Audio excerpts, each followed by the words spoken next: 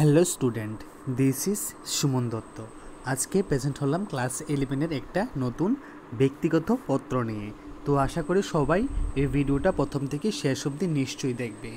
আজকের ব্যক্তিগত পত্রে থাকছে জগন্নাথ মন্দির ও পুরীতে সমুদ্র দেখার অভিজ্ঞতার কথা জানিয়ে প্রিয় বন্ধুকে একটি পত্র লেখো। প্রিয়, তারপর তোমাদের বন্ধুর নাম লিখে দিবে এখানে, ঠিক আছে? আর কবে এখানে ডেট লিখে দিবে যে এখানে কবে তোমরা লেখছো ডেটটা। আমার ভালোবাসা নিস, আজকের চিঠির শুরুতেই তোকে জানাচ্ছি প্রীতি ও শুভেচ্ছা। কী লিখবে? আমার ভালোবাসা নিস, আজকের চিঠির শুরুতেই তোকে জানাচ্ছি প্রীতি ও শুভেচ্ছা। আশা করি ভালো আছিস। তুই তো জানিস যে প্রত্যেকবারই আমি পরীক্ষার শেষে ঘুরতে যাই, আর এবারও গিয়েছি। আশা করি ভালো আছিস। তুই তো জানিস যে প্রত্যেকবারই আমি পরীক্ষার শেষে ঘুরতে যাই, আর এবারও গিয়েছি। এইবার আমি পুরীতে গিয়েছিলাম। কি লিখলাম? এবার আমি পুরীতে গিয়েছিলাম। আমার জীবনের একটা স্বপ্ন পূর্ণ হলো। আমার জীবনে একটা স্বপ্ন পূর্ণ হলো।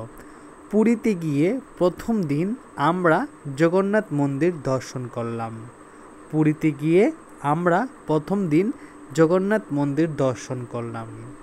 ওই দিন সকালে স্নান সেরে আমরা সবাই মিলে চলে গিয়েছিলাম শ্রী জগন্নাথ দেবের মন্দিরে। ওই দিন সকালে স্নান সেরে আমরা সবাই মিলে চলে গিয়েছিলাম শ্রী জগন্নাথ দেবের মন্দিরে। এরপরের দিন আমরা গেলাম সমুদ্র দেখার জন্য। এরপরের দিন আমরা গেলাম সমুদ্র দেখার জন্য। এটা যেন আমার কাছে স্বপ্ন মনে হয়েছিল। এটা যেন আমার কাছে স্বপ্ন মনে হয়েছিল। ওই দিন আমরা সমুদ্রের ধারে একটি হোটেল ঠিক করলাম। সেই দিন আমরা সমুদ্রের ধারে একটি হোটেল ঠিক করলাম।